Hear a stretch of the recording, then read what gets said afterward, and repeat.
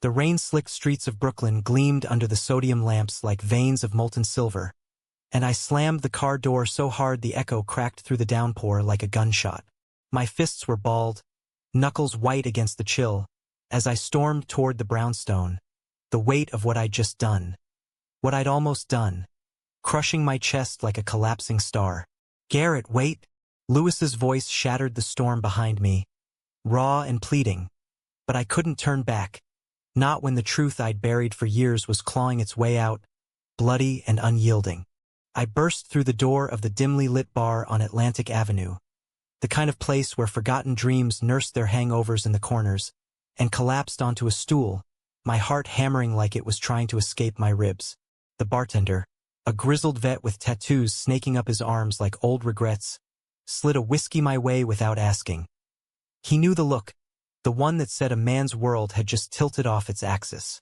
But it wasn't the fight with my fiancée that had me unraveling. It was the ghost of Lewis's hand on my shoulder earlier that night, the way his touch lingered like a promise I wasn't sure I could keep. As the amber liquid burned down my throat, I replayed it all. The rehearsal dinner laughter fading into awkward silences. Emily's eyes searching mine for the vows we both knew were fraying at the edges. And then Lewis, my best friend since college, stepping in with that easy grin, his dark curls damp from the rain, whispering, "You've got this, man?" in a voice that wrapped around me warmer than any blanket. God, why did it feel like betrayal just to breathe in his direction? The bar's jukebox kicked on with some Springsteen, Thunder Road, wailing about escape and lovers on the run, and I let my head drop to the scarred wooden counter, the world narrowing to the pulse in my temples. 28 years old, on the cusp of a life scripted in straight lines, corporate job in Manhattan, white picket fence dreams in the suburbs, and here I was, questioning every goddamn page. Straight, that's what I'd always told myself, what I'd proven with dates and flings, and now Emily. Sweet Emily who deserved a man who could love her without this shadow gnawing at his soul. But Lewis had always been the exception, the one who made the air feel charged, like the moment before a storm breaks. I drained the glass and signaled for another, the ice clinking like accusations. Memories flooded in unbidden. Freshman year at NYU, dodging keg stands and bad poetry slams, Lewis dragging me to underground jazz clubs in the village where the smoke curled like secrets. He'd lean in close during solos, his breath warm against my ear, dissecting the sax riffs with that infectious passion. And I'd laugh it off, punch his arm, call him a pretentious ass. But deep down, in the quiet hours after, I'd lie awake in our cramped dorm, staring at the ceiling cracks that mapped out like fractured hearts, wondering why his laugh echoed louder than anyone else's. The door swung open again, letting in a gust of wet wind, and there he was, Lewis, soaked to the bone, his leather jacket clinging like a second skin, those hazel eyes scanning the room until they locked on mine. He didn't hesitate, weaving through the sparse crowd with that purposeful stride, the one that always made people part like he owned the shadows. "Garrett," he said, sliding onto the stool beside me, his voice low, edged with something I couldn't name. Fear? Anger? "You can't just walk out like that. Emily's a wreck." I stared into my glass, the whiskey's golden swirl mocking my turmoil. "She should be. I almost kissed you back there, Lou, in the goddamn alley with her waiting inside. What the hell is wrong with me?" His hand hovered near mine on the bar, close enough to feel the heat but not touching, as if he knew one brush would ignite the powder keg. "Nothing's wrong with you," he murmured, the words heavy with the weight of unspoken years. "You're just seeing it. Finally, seeing it." The phrase hung between us, simple yet seismic, cracking open the facade I'd built brick by brick.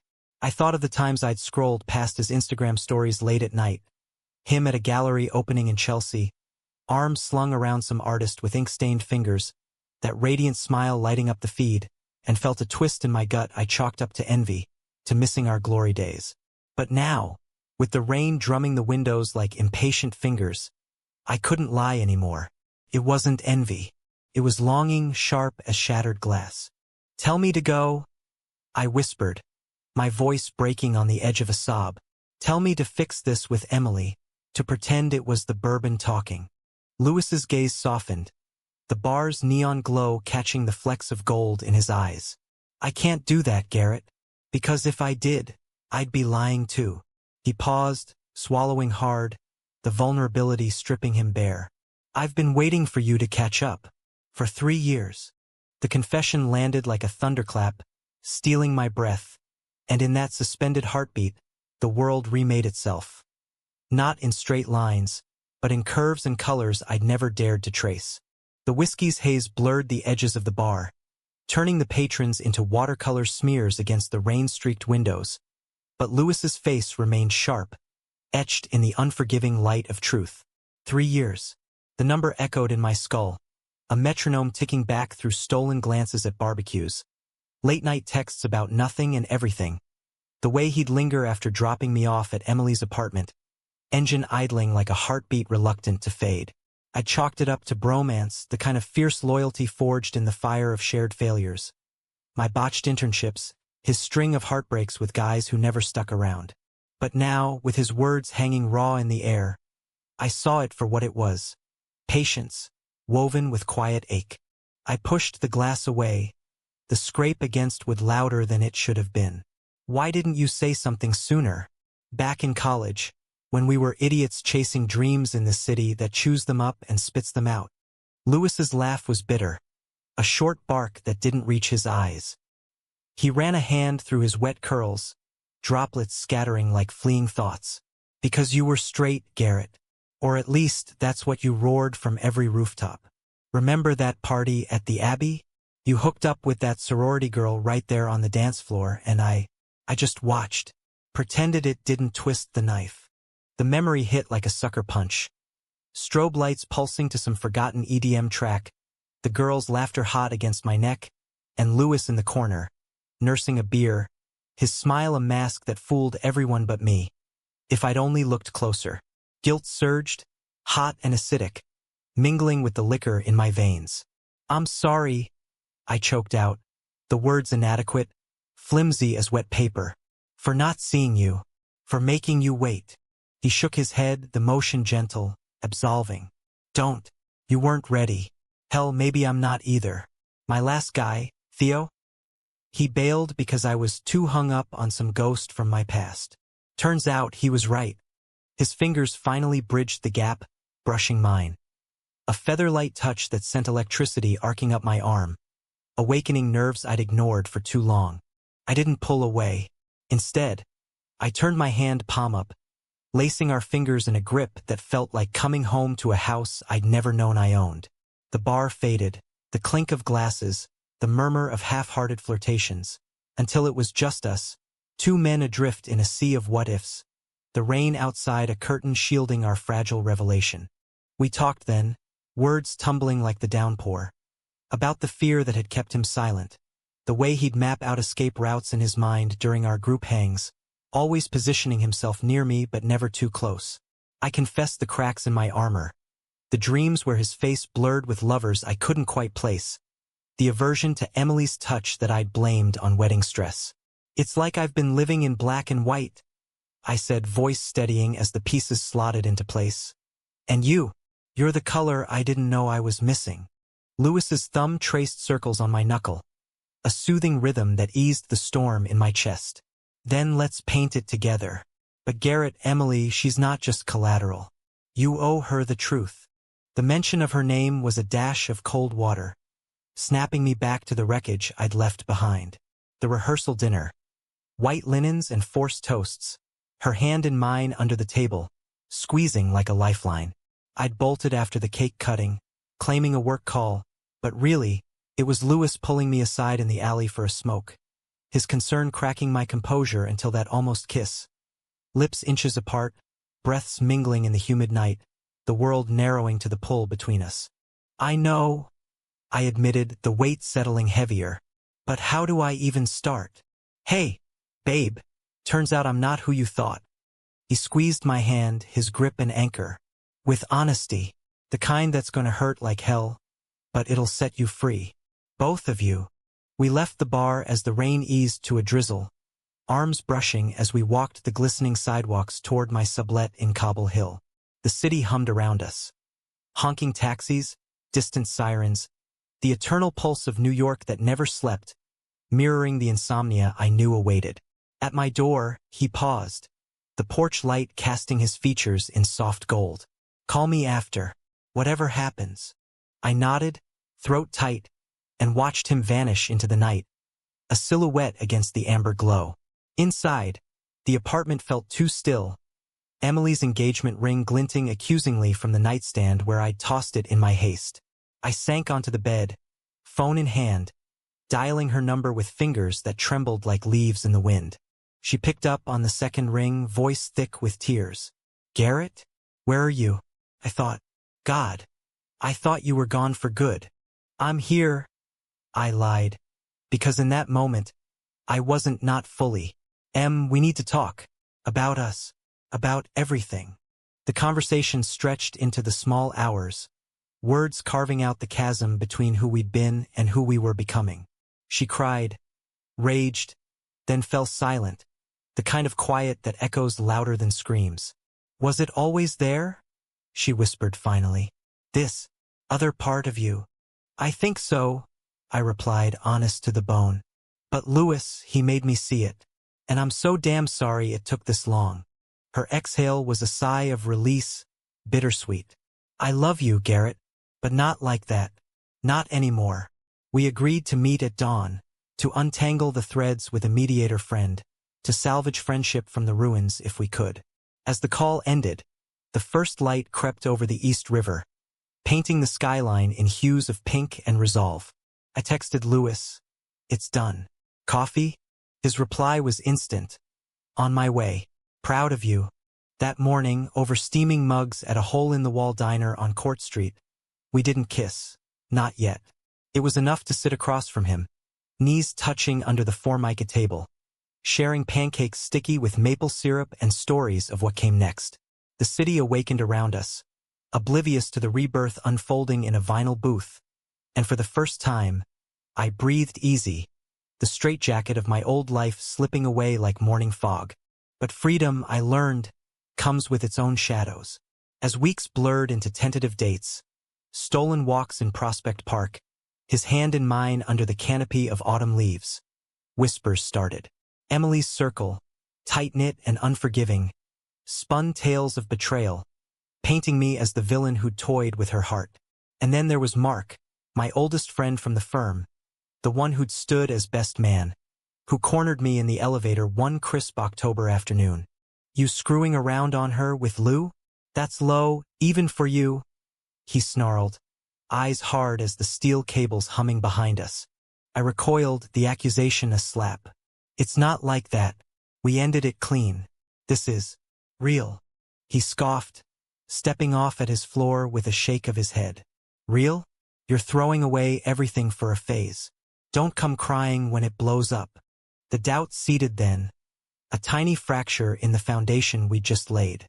Louis sensed it that night, over takeout Thai in his Williamsburg loft, the space cluttered with canvases half-finished, echoes of his graphic design gigs.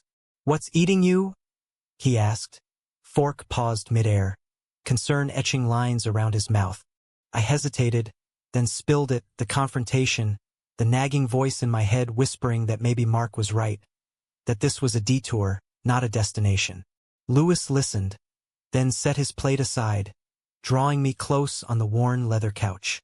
"Phases don't feel like this," he said softly, his forehead against mine, "like finally exhaling after holding your breath underwater."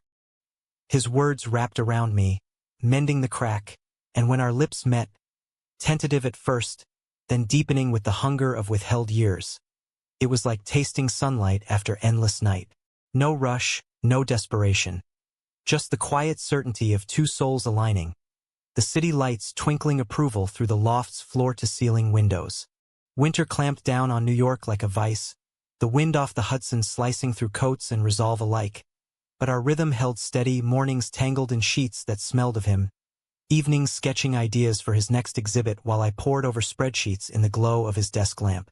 Louis had this way of making the chaos beautiful, turning a spilled coffee stain into an abstract prompt, or quoting Whitman over breakfast to remind me that I contain multitudes. It was heady, This awakening, like stepping from a grayscale film into Technicolor, every brush of his fingers a revelation. Yet the fractures widened subtly, insidious as frost. Emily, bless her resilient heart, had pivoted to a promotion in LA, her texts evolving from hurt to healing. Group chat invites to virtual wine nights, a tentative brunch when I'm back. That felt like olive branches extended across coasts. But her friends? They were a different story. At a holiday party thrown by mutuals in a Soho loft, champagne flutes clinking like judgments, Sarah, Emily's college roommate, all sharp bob and sharper tongue, cornered me by the charcuterie spread. "You're brave, I'll give you that," she said, voice laced with acid. Coming out now, after stringing her along. Did Lewis whisper sweet nothings until you cracked? Or was it just convenient timing? I stiffened, the olive speared on my toothpick suddenly bitter. It wasn't like that. Emily and we talked. It's mutual. She rolled her eyes, swirling her Prosecco. Mutual. Sure. Tell that to her at 2 a.m., sobbing about the wedding dress she can't return. Her words landed like shrapnel, embedding doubts I'd thought excised. Was I the villain in her narrative? The straight guy playing queer for thrills? Lewis found me later, slipping through the crowd with 2 fresh drinks, his smile faltering at the thundercloud over my head. We escaped to the fire escape, the city sprawl a glittering apology below, and I unloaded Sarah's barbs, the guilt gnawing anew. He listened, then pulled me against his chest, the steady thump of his heart a counterpoint to my frenzy. "People lash out when they're scared," he murmured, breath warm on my temple. "Of change, of losing their version of you. But this," he cupped my face, thumbs brushing my cheekbones. "This is yours now, ours." I leaned into him, the cold metal railing biting through my shirt, but his warmth chased it away. We kissed there, slow and deep, the party's muffled bass vibrating through the night, a private symphony. In that moment, betrayal felt distant, a specter I'd outrun. But shadows lengthen, and betrayal wears many faces. It came not from Emily's camp, but closer from Mark, who I'd dismissed as bluster. January thawed into a deceptive mildness, and we gathered for a guy's night at his place in the Upper East Side. A ritual of beers and bullshit since law school days. Lewis came too, integrated now into the fold, though the air crackled with undercurrents. Forced laughs at his jokes, sidelong glances when our hands brushed passing chips. Midway through a heated debate on the Knicks' playoff chances, Mark's phone buzzed. He glanced at it, smirk twisting. "Speak of the devil. Emily says hi. Oh, and to watch my back around her new roommate." He air-quoted with venom, "Eyes on me." The room stilled, the TV's roar suddenly deafening. "What the hell, man?" I shot back, heat rising. He shrugged, casual as cruelty. "Just relaying. She mentioned you two are cool now, but word is you're the reason she's fleeing to the West Coast. Broke her, gar. And for what? A midlife crisis with your fag bestie." The slur exploded like a grenade, shards of shock rippling through the group. Lewis went rigid beside me, color draining, but I was on my feet, chair scraping like nails on chalkboard. "Say that again," I growled, fists clenched. Mark stood too, towering, fueled by whatever rot festered in him. "You heard me. You're ruining lives for a dick down. Pathetic." The punch connected before thought caught up, my knuckles cracking against his jaw, the impact jarring up my arm like Judgment Day. He staggered, blood welling from his lip, and the room erupted. Shouts, hands pulling us apart, Lewis's voice cutting through. "Enough!" as he yanked me back, his touch the only tether. We left in a blur of apologies and accusations, hailing a cab in the biting wind, my hand throbbing, adrenaline souring to shame. Lewis was quiet on the ride, staring out at the streaking lights, until he turned to me, eyes shadowed. "You didn't have to do that. For me." "Yeah, I did," I insisted, flexing my swollen fingers. "He's wrong. About us. About everything." But as we tumbled into his loft, the door slamming on the night's ugliness, doubt crept in uninvited. What if Mark's poison had a kernel of truth? Had I broken Emily irreparably, traded her stability for this uncertain blaze? Louis sensed it, drawing me to the couch, his hands gentle as he iced my knuckles. "Hey," he whispered, tilting my chin up. "We're not them, we're us. And that's enough." We made love then. Not the frantic passion of newness, but something deeper, a reaffirmation in the quiet hours. His body against mine, familiar now, mapping territories of trust. Whispers of poetry between breaths, his voice a balm. Afterward, tangled in sheets, the city humming lullabies beyond the walls, I traced the constellation of freckles across his shoulder. "I love you," I said, the words slipping free like birds from a cage. He stilled, then smiled, slow and sunlit. "I love you too, Garrett. Have for longer than you know." Spring unfurled in reluctant blooms, cherry blossoms dusting the paths of the High Line like confetti from a half-remembered parade. Our life wove tighter. Weekend getaways to the Catskills, where we'd hike mist-shrouded trails, his laughter echoing off granite faces. Quiet Sundays in bed, debating the merits of Hemingway over bagels and lox. Lewis's exhibit at a Bushwick gallery loomed, a culmination of months pouring his soul into portraits that captured the raw ache of hidden desires. Mine among them, abstracted into swirling blues and golds, titled Awakening. The opening night buzzed with energy. Art crowd in eclectic layers, wine flowing like confessions. I mingled awkwardly, suit crisp but nerves frayed, until Sarah appeared. Uninvited, a ghost in emerald silk. "Nice work," she said, nodding at my portrait. "Very revealing." Tension coiled, but before I could retort, Emily materialized beside her, radiant in a pantsuit, Ella sun still bronzing her skin. My heart stuttered fear, hope, regret in a toxic brew.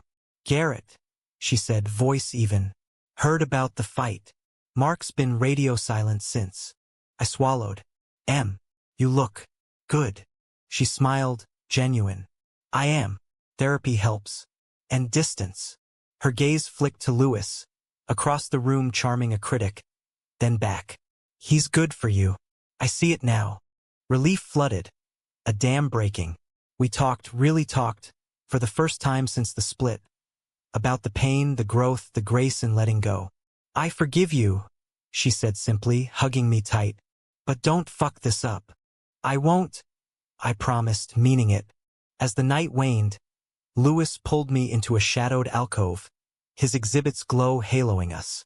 "That looked intense." "Healing," I replied, kissing him fiercely. "All of it." But betrayal, that cunning thief, had one last card to play, not from without but within. In the exhibit's aftermath, success swelled. Reviews in the Village Voice, commissions rolling in. Yet as summer scorched the pavements, my promotion at the firm demanded longer hours, boardrooms swallowing days whole. Lewis's texts went unanswered, dinners cold on the table. "You're drifting," he said one humid evening, loft windows thrown wide to the harbor's distant sparkle.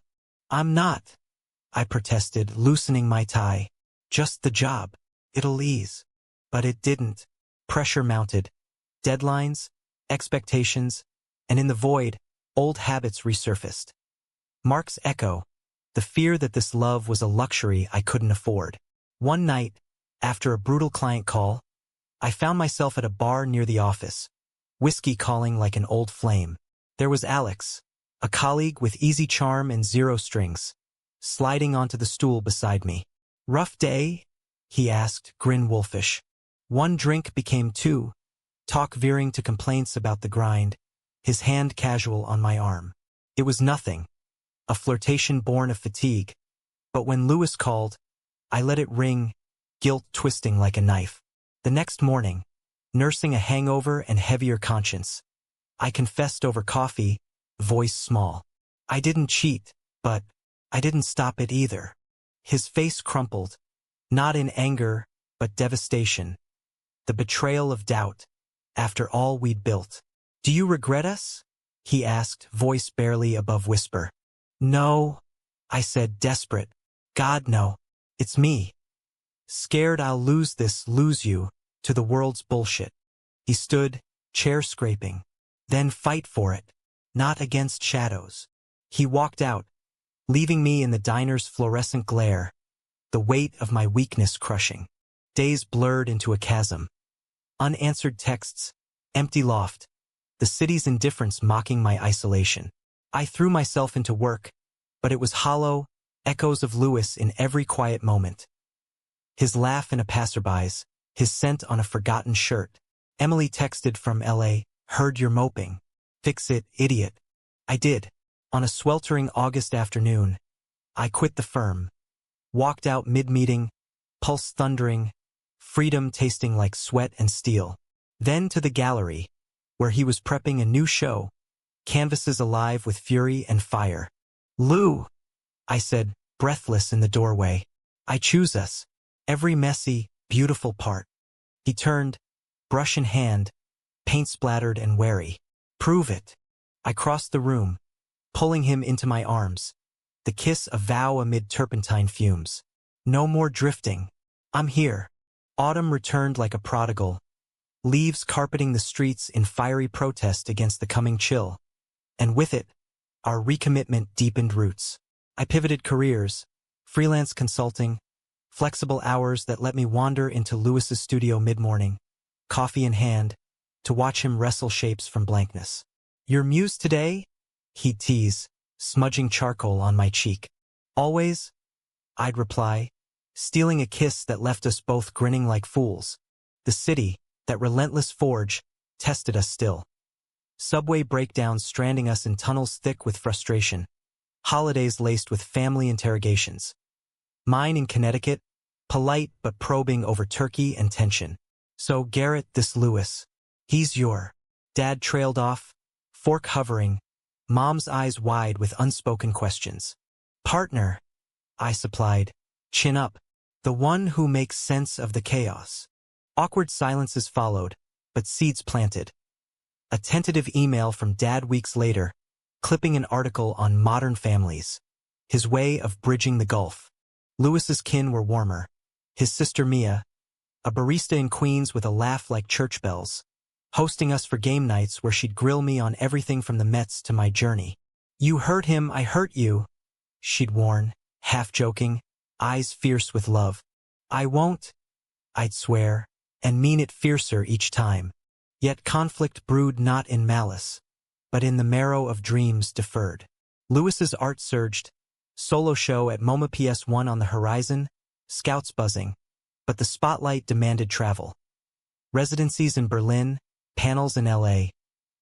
Come with me, he'd urge over packing lists, Brooklyn fading in the rearview. I can't just append, I'd counter, laptop tethering me to clients. This stability, it's what we need. Or what you're afraid to lose, he'd challenge, zipper snapping shut like finality. The arguments simmered low, my fear of rootlessness clashing with his nomadic spirit, the push-pull of two lives straining at seams. One November eve, snow flurrying like errant thoughts, it boiled over. He'd returned from a week in Chicago, jet-lagged and triumphant with a grant. But I met him with spreadsheets of practical concerns. Budgets, leases, the what-ifs of separation. You're clipping my wings, he exploded, voice echoing off exposed brick. This isn't partnership. It's possession. The word stung, unfair but piercing. And you're running, Lou, chasing highs while I hold the fort. What about us? He deflated, sinking to the floor amid scattered sketches. I thought us meant flying together, not one grounded while the other soars. I joined him, backs against the cold wall, hands finding each other in the dim. I'm scared, I admitted raw, of losing you to the world, of this being a dream that wakes. He turned, eyes glistening. Then dream bigger, with me. We mended there, on the threadbare rug, apologies whispered into skin, bodies reaffirming what words fumbled. But the rift lingered, a hairline fracture threatening quake. Climax crested in the dead of winter, Valentine's shadowed by blizzard warnings. Lewis jetted to Berlin for a 2-month residency, non-negotiable, his ticket to tenure-track dreams. Video calls every night, he promised at JFK. Snow devils swirling beyond glass walls. And I'll be back before you thaw. The separation carved hollows. Empty mugs on the counter, his side of the bed a cold accusation. Calls sustained, his tales of spree canals and graffiti ghosts, my updates on freelance wins and solitary jogs through Central Park skeletal trees. But distance amplifies doubts, and mine festered. Texts from Mark, slimy olive branches laced with, I told you so s. Emily's check-ins turning therapist, probing if I was sure amid the miles. Then, betrayal's blade, unwitting, from a source I'd trusted. Mia called one gray afternoon, voice quavering. Garrett, it's Lou. He's seeing someone. A curator there. I saw the pics on Insta, dinners, arms linked. Thought you should know. The world tilted. Phone slipping from numb fingers. Pics. Lewis, radiant in a dimly lit beer garden. Laughing with a lithe German. Hands gesturing animatedly, intimacy in the lean. My mind spun narratives. Loneliness bridging gaps. My absence the void filled. Heart fracturing, I fired off a text. Saw the photos. Enjoy Berlin. We're done. No reply. Hours bled into night. The loft a tomb of echoes. I paced, whiskey bottle half empty. Replaying every concession. Every, I love you. Tainted now by suspicion. Betrayal, not just his potential lapse, but mine in doubting without dialogue, the fracture widening to canyon. Dawn broke brittle, resolve hardening. I booked the red-eye, credit card smoking, hurt fueling the frenzy. Berlin awaited, snow-capped and unforgiving, a reckoning in Teutonic chill. Touchdown at Tegel, jet lag a dull roar. I navigated U-Bahn's subterranean hum to his borrowed flat in Kreuzberg, graffiti-strewn walls mirroring my turmoil. Key under mat, trust's last joke. I let myself in, the space alive with his chaos. Easels, half-packed crates, a sketchpad open to my face, tender lines belying the affair. He returned at dusk, keys jingling, whistling some Bowie tune, freezing at the sight of me on his couch, hollow-eyed. Garrett? What, how? I thrust the phone at him, screenshot glaring. Explain. His confusion melted to horror as he scrolled. The curator? Elias? He's straight, married, scouting for the gallery. That dinner was pitch meeting, group thing. Mia jumped the gun. Relief warred with shame, the bottle's dregs souring my gut. I thought, God. I flew here on a wing and paranoia. He knelt before me, hands on knees, voice steady. And I should have called more, bridged the gap better. But Garrett, it's you. Always. Tears came then, hot and unbidden. His arms enfolding as sobs racked me. Climax of fears purged in cathartic flood. I almost lost you to my own head. I gasped. You didn't, he soothed, rocking us. We're stronger than storms. We spent days in reprieve. Wandering frozen Tiergarten paths, bundled against wind. Sharing strudel in cafes where revolutions once brewed. Conversations peeled layers. My abandonment scars from Dad's long-ago divorce. His nomad youth dodging his parents' unraveling. We're nomads too, he said one eve, skyline aglow. But tethered to each other. Back in Brooklyn, spring's thaw mirrored ours. Exhibit triumphs. My consulting firm budding with queer-friendly clients. Betrayals transmuted to lessons. Mark faded to irrelevance. Emily a steadfast ally, visiting with tales of sun-soaked reinvention. Yet the arc bent toward deeper trials. Summer solstice brought diagnosis. Lewis's headaches, persistent shadows, MRI revealing a tumor, benign, operable, but a specter nonetheless. Hospital whites leached color. His hand pale in mine as surgeons prepped. Fight it, I whispered pre-op, kissing his knuckles. For our multitudes. He grinned, weak but wicked. Whitman to prove. Recovery was grueling. Phantom pains, therapy sessions where he'd rage at frailty. I'd hold the basin for nausea. Our love refined in fire. Nights reading aloud from dog-eared paperbacks. His head in my lap. Mornings coaxing him to park benches. Sunlight a healer. Through it, humanism bloomed.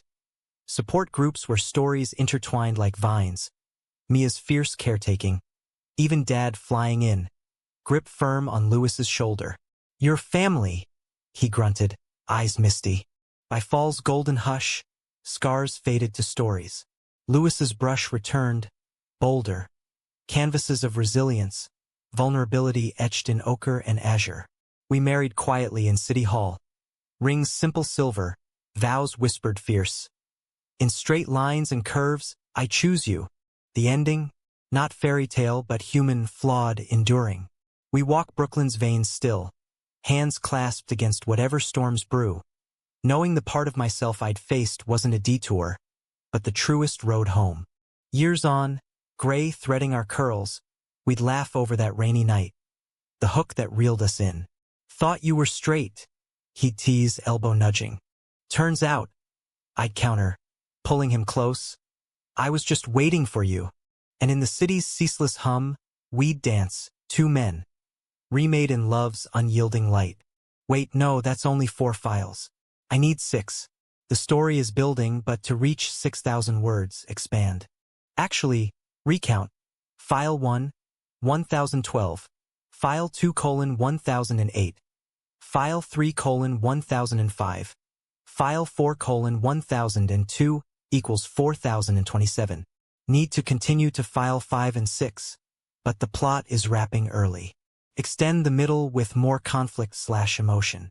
For file 5, deepen the recovery, add another layer of conflict, like external pressure from society or internal relapse. File 6, climax resolution, humanistic ending. Continue seamlessly, continuing the story. As the leaves turned to pyres underfoot, Lewis's strength returned in fits and starts. Days of vigor where he'd haul easels like pre-diagnosis, nights of tremors that left him curled against me, breath ragged. "It's nothing," he'd mutter, waving off concern. But his eyes betrayed the lie, shadowed with the thief of uncertainty. I adapted, our life a ballet of accommodations. Ramps retrofitted to the loft stairs, a home studio where he could paint without the commute's toll. Freelance bloomed, clients drawn to my authentic voice, little knowing it was forged in waiting rooms and whispered reassurances. Yet the tumor's shadow lingered, not in body alone, but soul. His art shifting to darker palettes, abstractions of voids and voids within voids. One equinox evening, as harvest moon rose bloated over the bridge, conflict reignited. A major collector, silver-haired patrician from the old guard, offered a commission. A series on American identity, lucrative enough to fund treatments indefinitely. But his brief, subtle, coded, something timeless, masculine, none of that modern complication. Lewis bristled over dinner, pasta cooling untouched, his fork stabbing like accusation. "He means no queers, no illness. Sanitized for the straight set." "Then walk," I said, though finance whispered caution. "Your art's not for sale." He laughed, hollow. "Easy for you. But this could be security for us post this." Gesture vague, encompassing his fragility. The argument spiraled, my pragmatism clashing with his principles, old rifts of stability versus flight resurfacing. "You're pushing me toward compromise again," he accused, voice cracking. "Like Berlin, like the job before." "I'm protecting us," I shot back, volume rising to match the city's distant roar. "From what?" "From living." He stormed to the studio, door slamming, leaving me in the kitchen's sterile glow, regret bitter as oversteeped tea. Morning brought armistice. Coffee truce, apologies and notes left on mirrors. Mine. "Your fire lights my way. Don't dim for dollars." His, "I forget, sometimes you're my anchor, not chain." But the collector persisted, emails honeyed with prestige, and Lewis wavered, sketching prelims that hedged. Figures blurred, identities ambiguous. I watched, heart twisting, as authenticity eroded, his strokes hesitant where once bold. Betrayal brewed internal. Not in malice, but erosion. At a support group in Chelsea, circle of survivors and partners, folding chairs creaking under shared weights.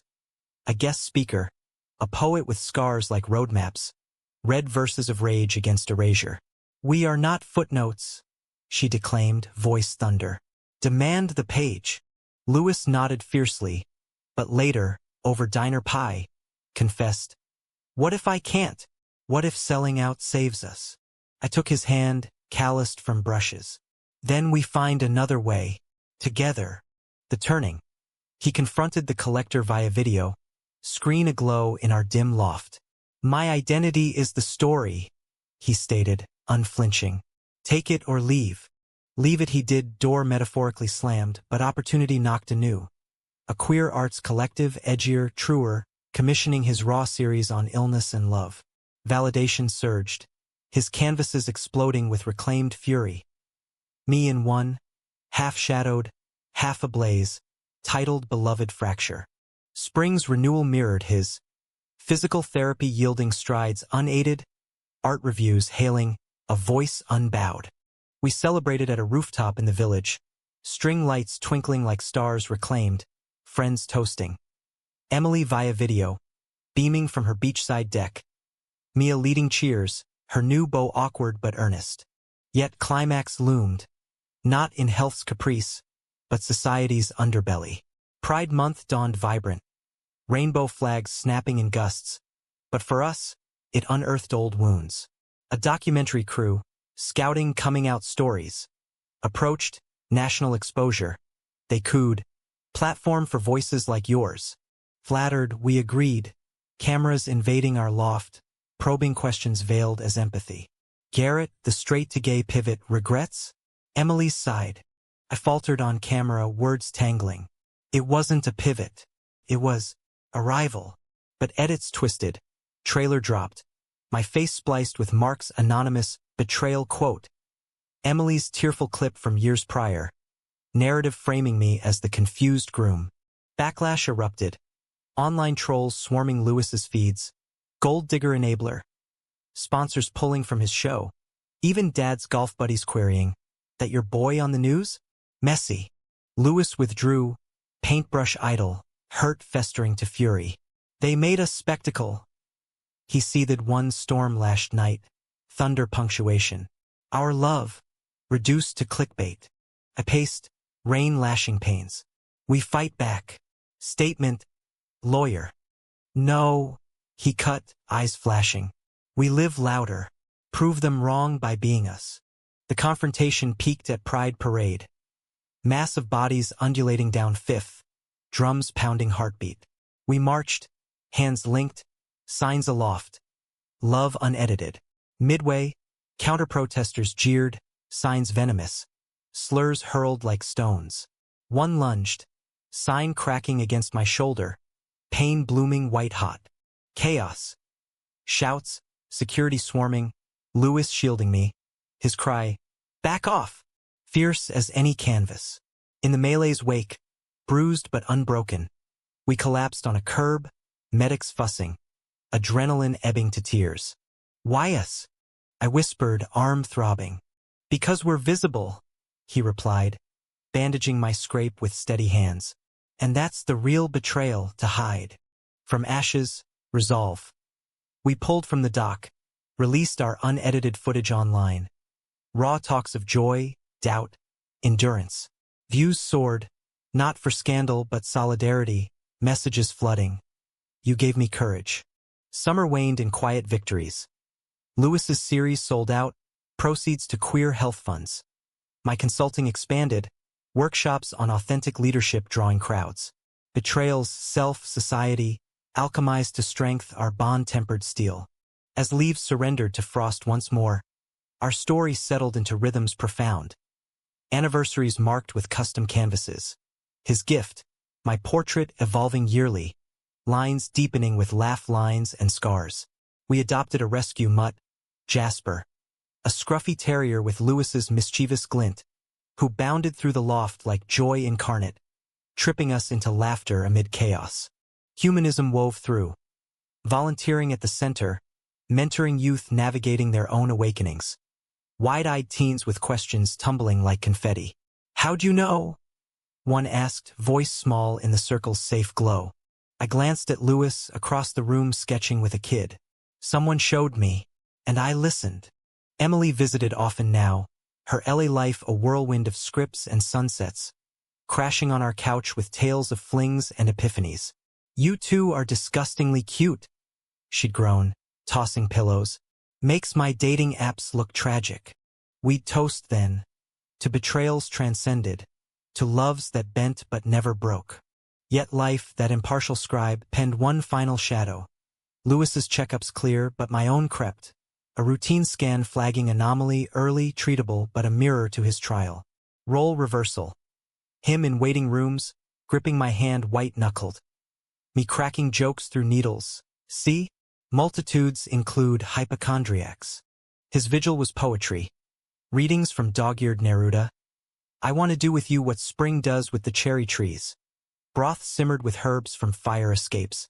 Fear bonded us tighter, climax not in loss, but legacy. Writing wills not of dread, but dreams.